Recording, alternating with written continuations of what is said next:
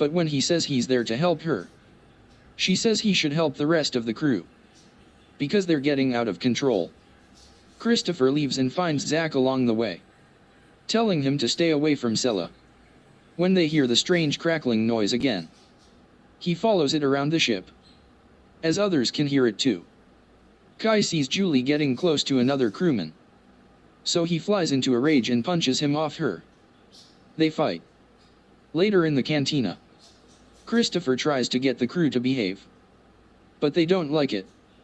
Suddenly, the crewman that Kai beat up starts hitting him with a tool. Christopher stops him by hitting him too. He tells everyone to get Kai and the other one treated and then to meet at the common room. In the meeting he tells everyone that the fighting has to stop and the reparations have to continue. Zack challenges him and the others think that they shouldn't be doing the work because they won't get to the end of the mission. Christopher says that their grandchildren will and that they need to support them. One of the crew members says he doesn't want to work in the systems room because the alien lives there. He thinks Christopher brought it in when Richard died. Phoebe suggests they repair the surveillance system and see what happened. But Zack belittles her and tells Christopher to shut up too. He doesn't care about the rules anymore and tries to get the others on his side, saying Christopher isn't the right leader. Zack thinks he should be the leader and tries to convince the rest of them to become a part of his group, which will be strong enough to fight the alien if it's there. Many of the crew follow him, but some of them stay on Christopher's side. That group goes to the surveillance room to fix the system, afraid the alien might be there. Christopher goes in first to check. Zack and the others roam the hallways and reach the systems room. Him and Kai go inside the room, not knowing Christopher has been in there too. They go deeper inside the room to look for the alien. The ones on the outside see something happening inside, and Zack and Kai run out terrified, sealing the room as they leave. Later, they tell the others from the group that the alien attacked them. Meanwhile, Christopher brings the surveillance drive to Sella in the med bay. Him, her and a few others check the footage.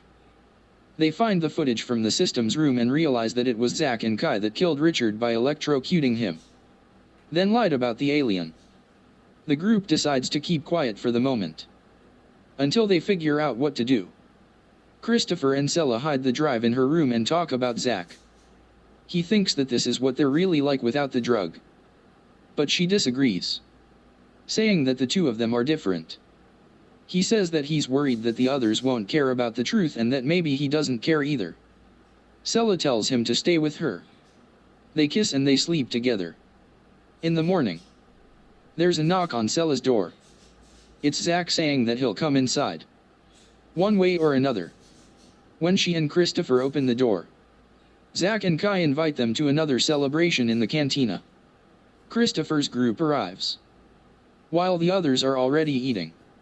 Zack invites them to get some food. When they sit down, he stands up and proclaims himself the new chief officer. Suddenly, Christopher stands up too, goes to a monitor and plays the footage from the incident. He tells the others that Zack killed Richard and that there is no alien, that he's been lying to them. He suggests Zack confines himself in his room, while they consult the program and they decide what to do. Everyone gets upset and Zack confesses, saying he did it to protect them, because the alien was in Richard and Christopher brought it inside. He convinces the others that the alien is inside the ship, hiding in one of them. Zack says that they need to find it and kill it, to which they all agree.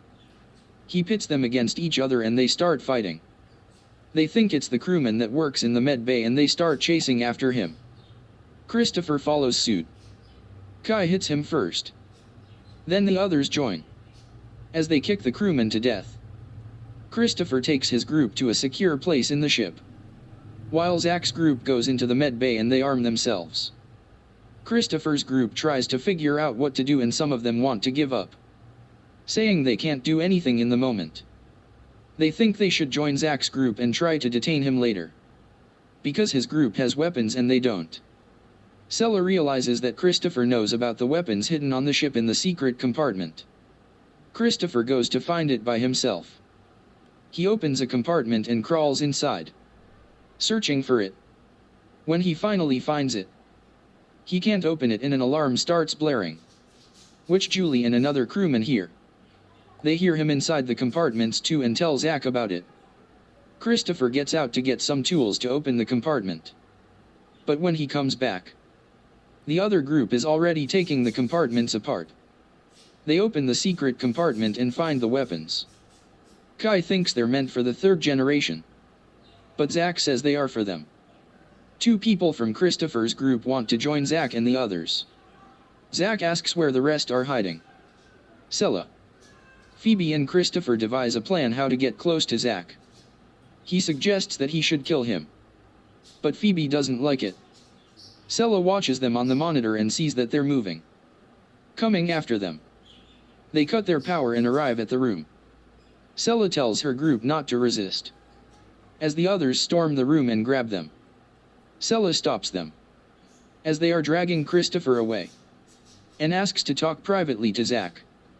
She says she wants to be with him and join his group, as she walks up to him.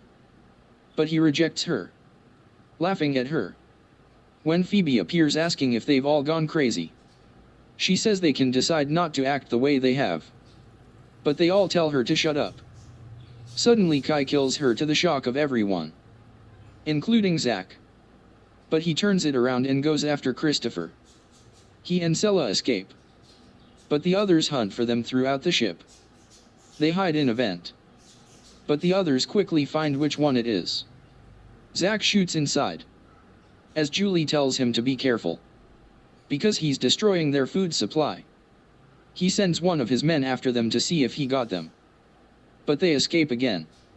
Suddenly, someone shoots at them, so they start looking for weapons. Christopher finds a fire extinguisher and as Kai comes inside the med bay, they incapacitate him and accidentally kill him. Zach finds them fast and shoots after them as they run away. They get into an airlock and Christopher tells Sella to get into a space suit. He covers the window of the airlock.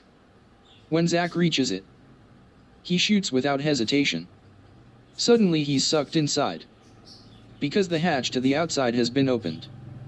He grabs Sella and goes to close the hatch, fighting with her and eventually stabbing her with a knife. Christopher pushes him outside the hatch, but as they fight, ends up sucked out in space himself.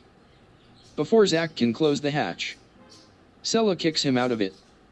She searches for Christopher, waiting for him to come back, and suddenly sees him grabbing onto the ship. The two of them come back inside and tell the others that Zach is gone. They put down their weapons. Sometime later, all of the crew is having lunch in the cantina. Sella asks Christopher how they can make sure something like that doesn't happen again. They listen to some of Richard's recordings again, in which he says that no matter what bad happens on the mission, the ones that prevail are proof that humans are worth saving. The crew votes for a new chief again and they choose Sella. She records a diary in which she says that they will vote for everything from that moment on and that they will still not go back to the blue. The crew continues repairing the ship and work together in peace as time goes by. Sella can be seen pregnant and the baby is Christopher's. The baby is born a few years later. It can be seen running on the ship and joining other children. Those children grow up on the ship. As the first generation grows old, 86 years since the start of the mission, the Humanitas can be seen floating in space and engaging its drive to land on the planet. The older generations and the younger ones look toward their new home on the alien planet.